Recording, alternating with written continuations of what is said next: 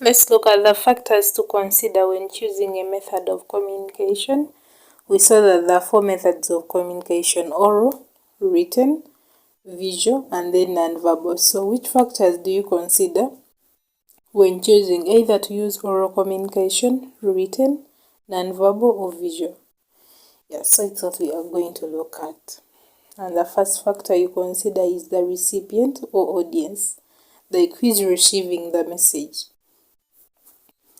Who is receiving the message? If you're communicating to people who cannot speak or people who cannot hear, you're supposed to use nonverbal communication.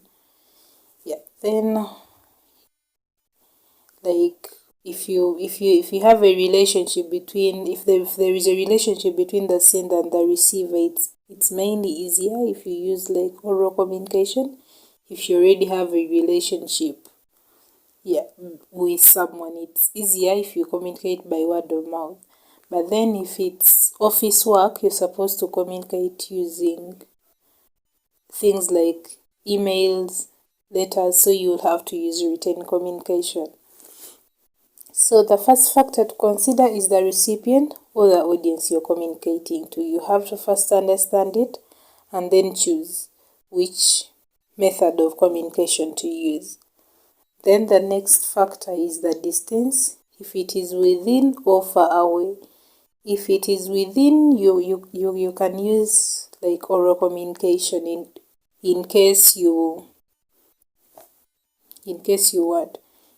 stay in the same house with someone. Oral communication is easier. But if the person is far away, you can use written communication, like send an email, send a letter, or you can still use oral communication when the person is far away, like you communicate via the phone. You communicate via the phone. Then another factor to consider is time. When communicating like overseas, if you're communicating to someone who is abroad, you're supposed to consider the time, because when it's morning here, it's probably night the other side. So you're supposed to consider the time when Another factor to consider is urgency or speed. If the matter is so urgent and you need like immediate feedback, you are advised to use oral communication. You call someone or you talk to them like face to face, you'll be able to get feedback immediately. But if it's not something that is urgent, you can use written communication. Then cost affordability. How much will the communication cost? Most of the times, oral communication is less costly compared to written communication. Because for written communication, if you write like an email, you are supposed to write it. Then after writing it, you're supposed to send it using data.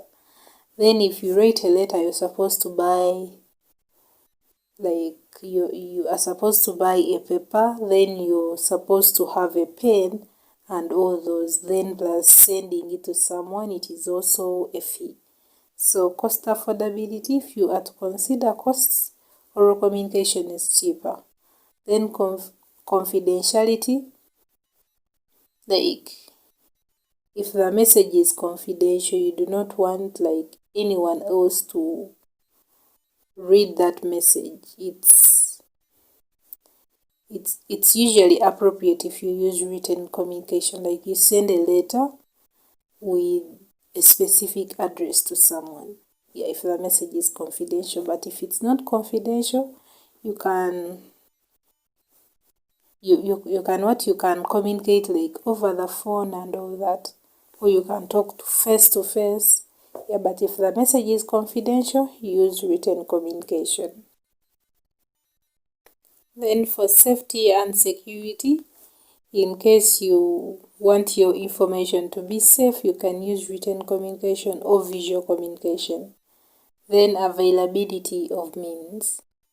The available means are mainly for oral communication. It's so easy to access. Then the nature of the message, the size and the content.